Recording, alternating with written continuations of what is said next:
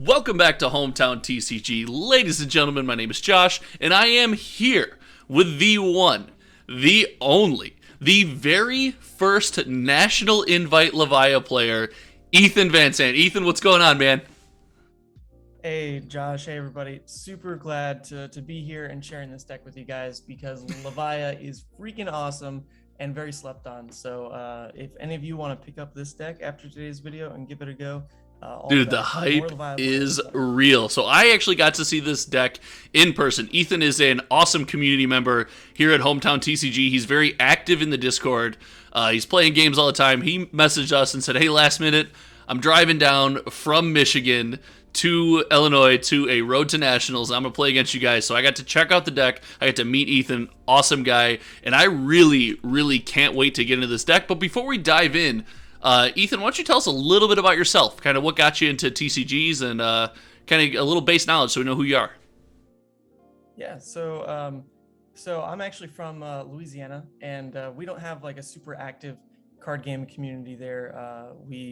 A lot of regionals get skipped out on no matter what the game, just because we're a smaller community. It's a little sad, but even so, I started playing Yu-Gi-Oh with like some high school friends and did that for a while. And then when college came around and I moved up to Michigan, I started playing a different game entirely, X-Wing the miniature. Okay, game. all right. A lot of fun with that. Oh, miniatures were so much fun. I do miss that game. It's a little bit on the decline. And then moved over to Pokemon as well. Played that for. I gotta stop you. You played Pokemon. You didn't collect Pokemon. You played Pokemon. Oh yeah. Pokemon's more fun than a lot of people give it credit for. It's definitely just something to kick back, relax, play with your buddies. Okay. And can get a pretty nuanced with the deck building. See, that's awesome. That's sick, man. Yeah, I had a lot of fun with that game, but over time, I felt like I didn't have enough chances to really have that like skill expression feeling. So started to look for other games to do that in. And over quarantine, actually found Flesh and Blood thanks to the owner of my local LGS. He's been really, really big into the game and brought it in even when not much was going on due to COVID, and got us all invested there. And really, I've been loving the game for a couple months. Well, dude, it just sounds awesome. And again, I don't want to hype you up too much, but you've just been such an awesome member of our community. When you play games, you win a lot of games. We've noticed you're a very good player, and you're just a really good guy to talk to. So we appreciate you jumping in with us. Let's dig into your deck here. Kind of give us an overview, right? What's your deck trying to do? What does it want to do? What does it do well? What doesn't it do well? What are your key points for this deck? Yeah, so I think one of the main reasons I really like Levia is because she's got a lot of 2-card combos or 2-card hands that are just above the power curve compared to what a lot of other decks can do, bar like a Bolton with a Celestial Cataclysm and some 0 cost, sure. Right? But that's ridiculous. But Levia's got stuff like a Endless Maw plus a Blue Pitch, where with a 2-card hand you can still present 9 damage. And that is a massive amount if you compare it to what another deck can do with like an Enlightened Strike plus X card. That's 7, and that normally feels pretty crushing for a lot of decks. Well, Levia can do 9, and yeah, there's no hit effect, but still, that kind of versatility of being able to have amazing 5-card hands and yet still some pretty threatening 2-card hands. Another good example of it is like Dread Screamer. If you pitch a blue, you can Dread Screamer and play like a Ghostly Visit from Banished. Okay. And that's also off 2 cards. And if it's the red, that's 10 damage. If it's the blue, that's still 8. 8 is still quite good.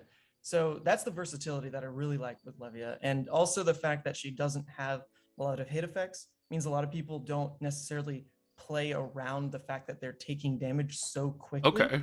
That tends to be something that people are really just caught off guard by. Because, I mean, wow, 9 for no hit effect. A lot of people take it, but it ends up being a lot of damage really quickly. Absolutely. So you mentioned something that's very interesting in the notion of the no hit effects. And I know as I'm playing, and maybe it's just the meta today, I definitely am more prone to just say, yep, face tank this damage, because I'm waiting for that hit effect, right? I'm waiting for some kind of really detrimental effect to come through. And I guess if it never does, I'll probably look back at a couple turns and really regret taking that damage? Do you find you're catching your opponent off guard with how much damage you're putting out and the fact that it just keeps coming?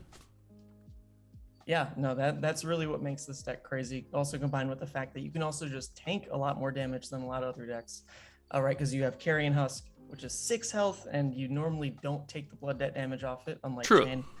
Plus, you've got Skullcap, and if you use that correctly, that's an extra 3. Scab Skin's always the extra 3. So you've got an extra 12 health for the most part, and that can really be backbreaking, especially in a constructed game when every point of health matters.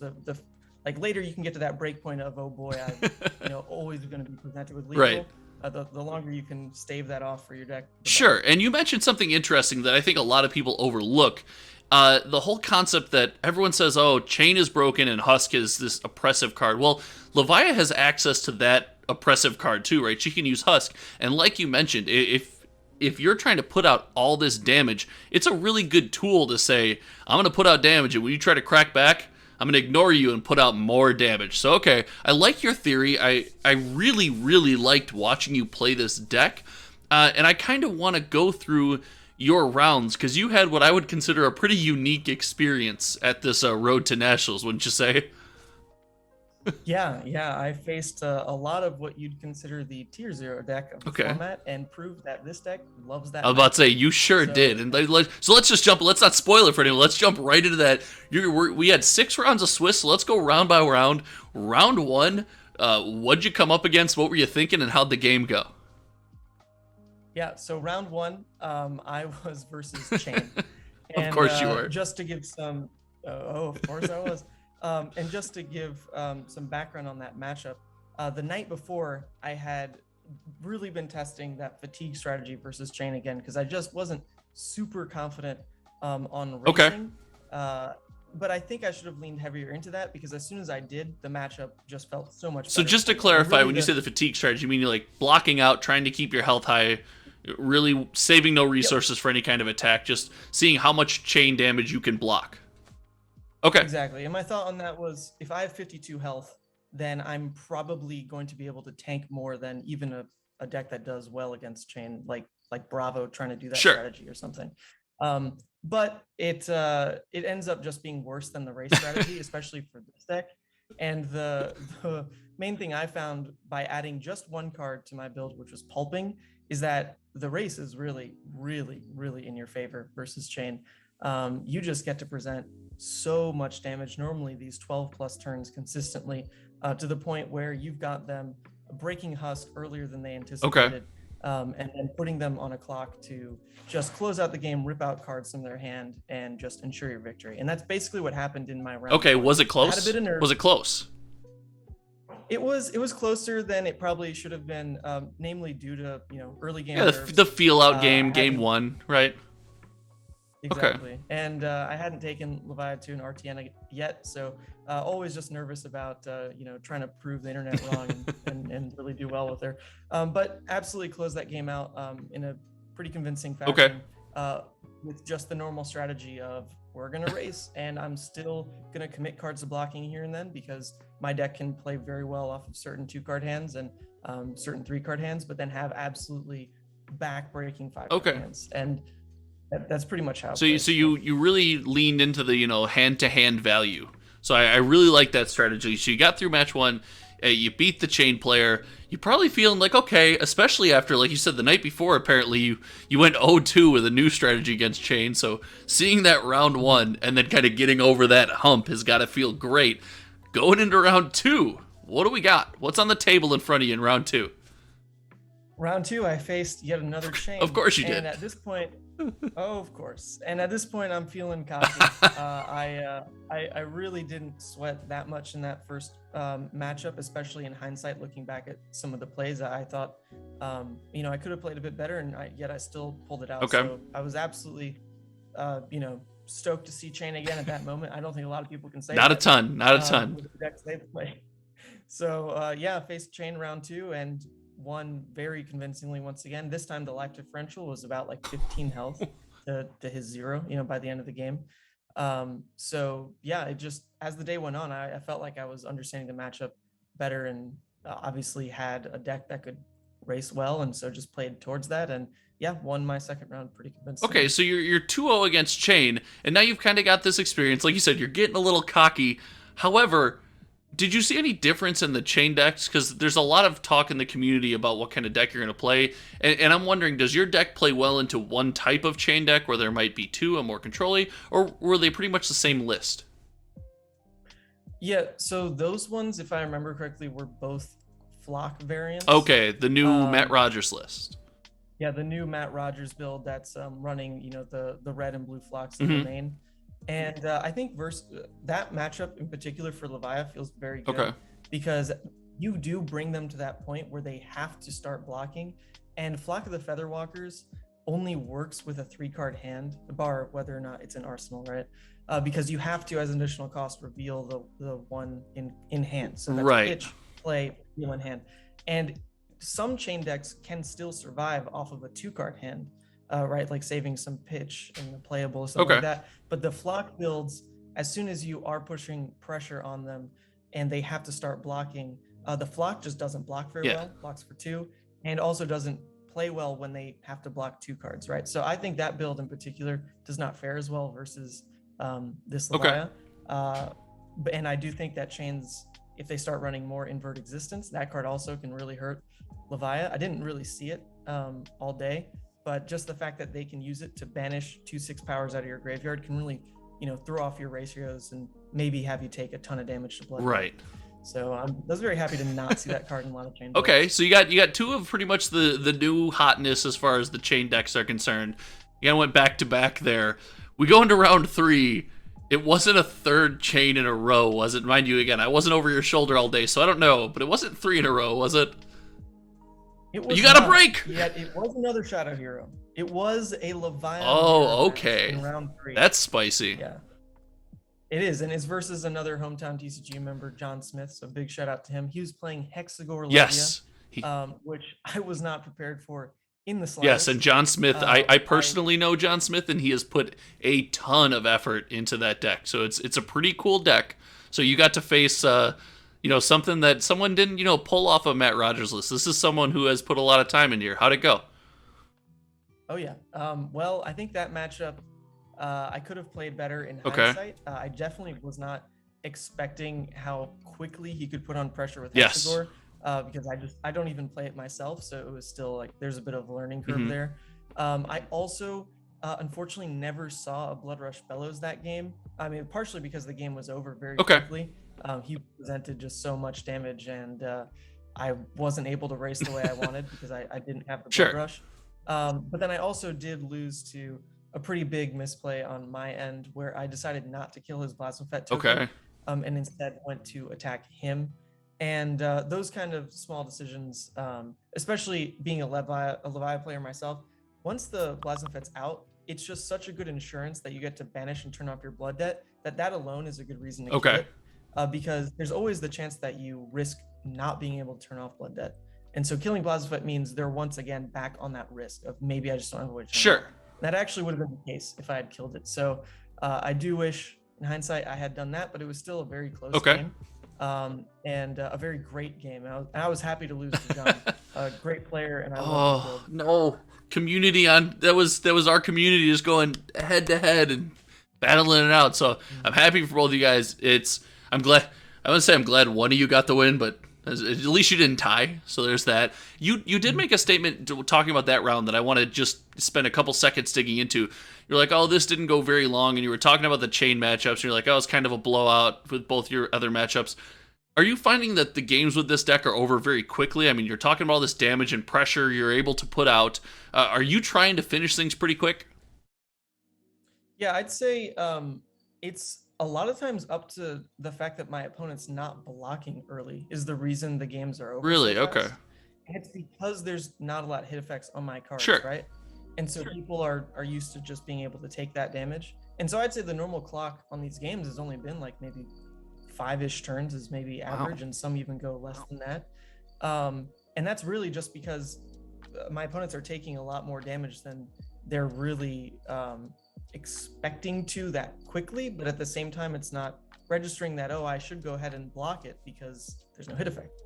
So I think if people learn the matchup better and start to realize, this is like 6 damage that I can actually block because it's going to matter next turn when maybe there's 20 plus Right, when it's 18 or right? 20. Absolutely. So, okay, so you had the Levia on Levia showdown there. You took the L on that one, but you're still in a really good spot. You're 2-1 going into round 4. I think I have an idea of who you faced in round 4, but I'll go ahead and let you tell the people, and we'll see if I'm right. Who'd you play in round 4? I believe it's spelled Chane. Chane. It was another. You got chain. all the chain that I was planning for and didn't get. So good, man. That's wow. And you ran how? Okay, before I say, because I don't know, I'm assuming you won this one because you did finish top 8. How'd this one go? Yeah. So once again, just a very kind of cut and dry train matchup at this point. I knew my game plan. I knew that it was favorable at this point. And it just strictly played that way. I'm pretty sure this was the game that I ended with 21 life. It was just so oppressive for my opponent. And he still made top 8. Shout out to my opponent. He still made top 8. So he's a good player. Sure. For sure. Pretty much all my opponents were throughout the day. But that matchup was just an absolute blowout. It was one of those, like, I think I double drew Blood Rush or something like that. Turn after turn, it's just right. And so, I mean, we all know from playing this game, just because you get blown out or you blow someone out, it doesn't mean one player's great and the other player's terrible. Sometimes the deck's got it, sometimes it doesn't. I experienced that this weekend. The Hometown TCG community knows Dennis pretty well. Dennis from Hometown TCG. We actually matched up at the Road to National, and he crippling crush, spinal crush with pummel, crippling crush. I was like, oh well. These are all things. Like, it was a pretty good, so sometimes it just happens. So you got this chain matchup. You said you took it. You said this one wasn't as close. That was round 4. That means going into round 5, you're on cloud 9 up here, man, I bet. I am. Okay. And at that point, if you looked around the top tables, everything looked very favorable for me. Okay. I believe it was a dash, couple prisms. There was Agrokatsu, which I was not super stoked to face, but then there was just a bunch of chain. So looking at all those matchups at the top tables, I was very happy with my chances going forward. It did pay off well for me because next round I did face. You can say it, did you play chain again? So you played 2 chain in a row. You got a break in the mirror matchup. Then you went back to 2 chain in a row. Yep. Yes, I did. Okay. It was ridiculous, but I mean, it's a good matchup. So hold on. YouTube content creator telepathy, you won, didn't you? See, I got it. Okay, how did this one go? Is one of the? I mean, you're gonna get better and better players and stuff like that. So, was this one a blowout too, or were they getting a little bit closer? What were your thoughts? This one, I remember going 1 turn longer than pretty much all the other chain games. Because I had to take an extra turn of damage, so the life differential was less. I believe I was maybe at 5 or so when I won the game. But it was one of those points where it's like on purpose, right? You're taking that hit because it's not lethal, and you've got something for the next turn. So I would say I still was very much in control of that game. It was another flock chain, which poses the same problems that I touched on before, where once that pressure's on, their build kind of starts to fall apart. And I think this might have been my opponent who double banished Art of War as well. I mean, it just wasn't going super hot, but I can tank through these Art of War turns. That's part of the reason the equipment's so strong in that matchup, is because you're not giving them too much time to have crazy turns anyway, right? There's no crazy long late game of 3 Ursa or Shadow Versers into an Ursa. Like, that just doesn't happen. But they can still have an early Art of War big turn. Right. But you can negate that with your armor. So that game did end up being closer, probably for some reason similar to that, but I still was very much in control and did close. Okay, so you're able to apply enough pressure, and I think, and again, I'm trying to put myself in your mindset and sit in your seat, and again, like I said, I was lucky enough to kind of be at the same event and sit over your shoulder for a couple turns and sit and watch a couple plays, and it seems very much that there's a consistency fact here, and I know we keep going back to the chain matchup, but I think this spans a lot of these other matchup too. A lot of what you want to do in this deck is present, like you mentioned, in every hand. So the consistency to be able to have a play pattern between 4, 3, and 2 cards that is very versatile, and you can make the decision as you come to it. Seems like a big strategy that you're leaning on here, and it seems to pay off, especially in the current meta. No, that's definitely, like I said, the reason I like Levia. Okay. I feel like her hands are so versatile, and the one thing you're never open to doing is full blocking. That's just something you're. Yeah, you definitely don't do that well. Yeah, but that's fine, right? Because it fits how your powerful turns are. Okay. Anyway, the fact that you can, over the course of time, block with 1 here, 2 here, 1 here, and still feel fine. Sure. Means that you're really not getting to the point where you're on the ropes and having to full block. Okay. All right. So we got through 5 rounds of Swiss. We got 1 more. You're going to this round. You're pretty darn certain at this point you're top cutting. You're getting to the top 8. You sit down. It's not another chain. I think we talked about this earlier. I think I know the number of chains, so I know. Thank goodness it's not another chain. What's this one? This was an undefeated player on Aggro Katsu. Oh, okay. I know the player, yeah. Yep. Shout outs to Derek. He actually won at RTN the weekend before. Yep. So very, very strong player. And I've been talking to him up to that point in the event, and was really excited to get to play him because I wasn't too sure how I'd be versus a very strong Aggro Katsu player. It's a different kind of race, right? Because their hit effects can just make the turns infinitely stronger and so much earlier in the game than a chain. And you don't have the block out option like we talked about. When you get the Spidey sense, you smell the big Katsu turn coming. You don't necessarily have the block out option. Exactly. So I did go into that matchup not super confident, but neither was he. He had never played Levia. Okay. So, you had the element of surprise, Yeah, just see what happens. And that first game actually ended up being an unfortunate and very quick loss because for the first hand ever in the tournament, I drew no way to turn off Blood Debt. And it actually works out fine because that game doesn't really matter. I was playing against the undefeated player in the last round, so I'm guaranteed for top 8 anyway. And I was happy to see that hand come and go and hopefully never see it again. Get the juju out of your system before we go into top cut. I don't want to see this again. Say, I know what it looks like. Don't ever show it to me again. Yep. So that was a swift loss. So we ended up playing again just for the heck of it. Okay. And that game, we learned so much, both of us. We're talking through everything because, it's a casual game at that point. And I did end up getting him down to 1 life and then lost on the subsequent turn. Okay. And there was minor misplays for sure that I was taking mental note of. Don't do this again. One of them being not getting the extra block off with Arcanite Skullcap, but props to him because he's doing an amazing job at not letting that get good value. Okay. I did lose the game by 1 life as well. So these things matter. These minute gameplay decisions by both yourself and your opponent to play around those things, they really 100%. So I did lose that. Okay, well, so you lose going into top 8, but that's no big deal. And like you said, you got a lot of valuable information. And from the hometown TCG side, big shout out to Derek. He's an awesome guy, and it's very cool that an opponent beats you, the match goes quick, and he's willing to sit down. He knows you're both going into top cut, and he's willing to sit down with you and play through another one because he wants to learn as well and give you the opportunity to learn. So that's just, it just goes to show what kind of a cool community we got.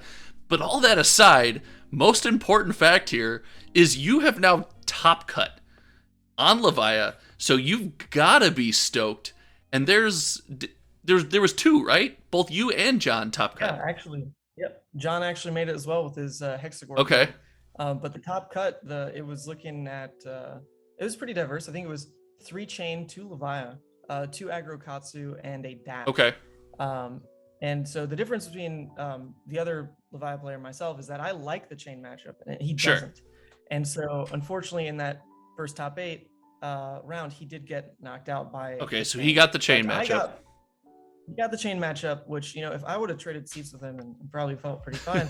I did face a dash, which I also consider a very good matchup for the deck, and had a very easygoing game of it, right? Because dash tends to not have a lot of hit effects either, right? They kind of do have to side into a more aggressive package when they're versus brute, just because of Arg Smash. Really, that is going to shut down any kind of control variant. So they do have to side into the more aggressive variant, but they just still are lacking these big hit effects. So it just becomes a racing game that you are strictly better at because you have 52. Right. So that really went very, very well. Okay. Shout out to that player as well. He was.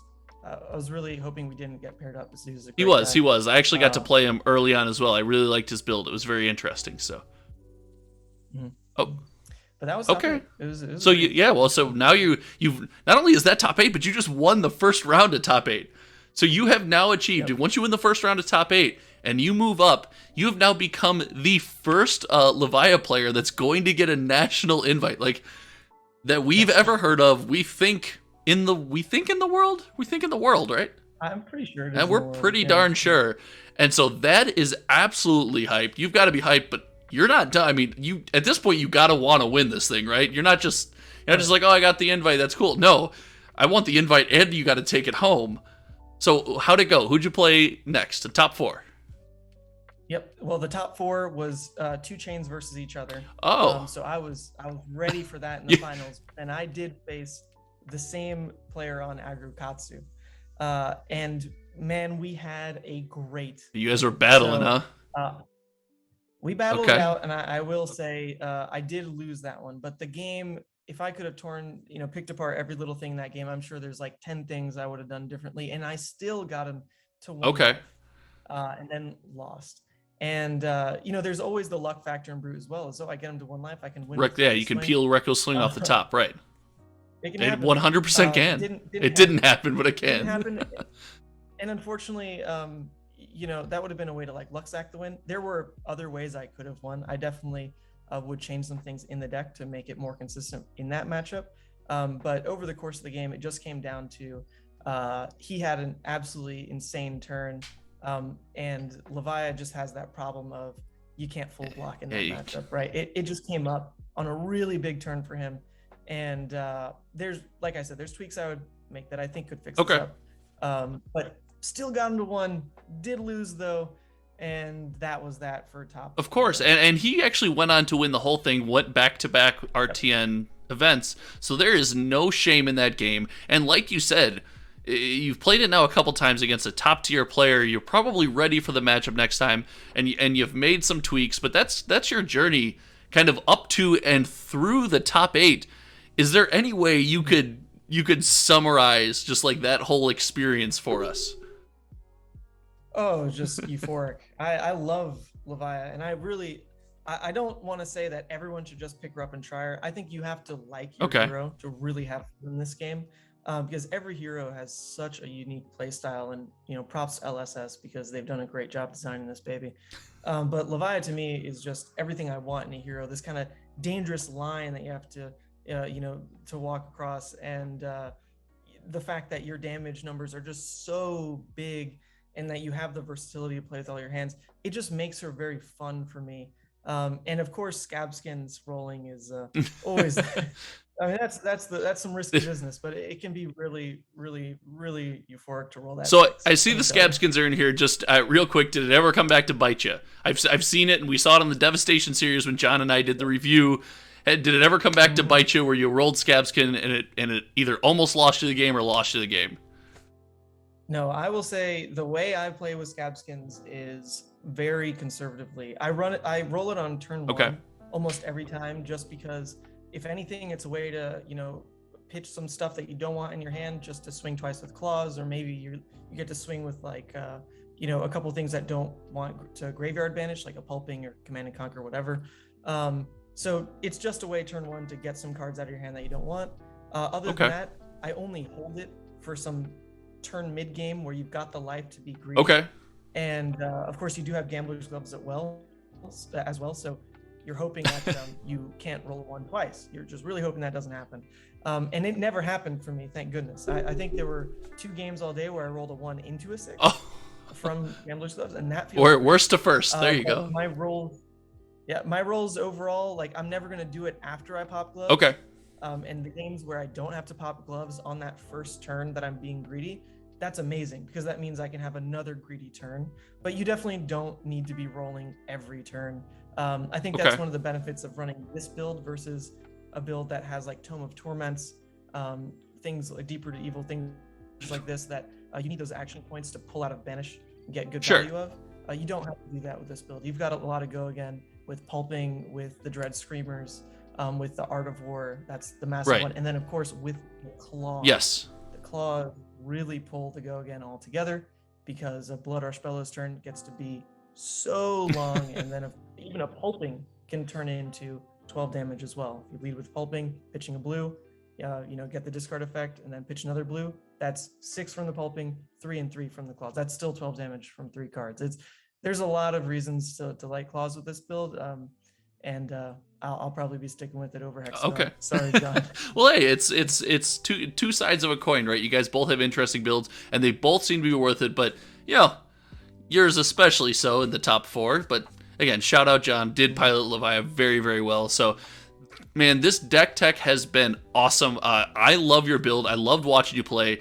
It was awesome meeting you. I mean, we've been in the Discord. We've been chatting for, at this point, a couple months now. It was just so cool when you messaged like, hey, I think I'm driving down to this thing. We're like, sick. Let's do it. Everyone get together. So that was just an amazing experience. Before we let you go here, do you have anyone you want to shout out? Any final thoughts you want to share? Anything you want to say to the people? Yeah, absolutely. So if you want like more of a breakdown of the sideboard and things like that, I did make a Facebook post. So I think we can drop that link in the description. Just gets into the like minute decisions about how to fix the Katsu matchup, things like that. But then I also would love to shout out Odyssey Games. It's my local LGS and also where I work. Okay. And they got me into the game. We've got a blossoming Flesh and Blood community there as well.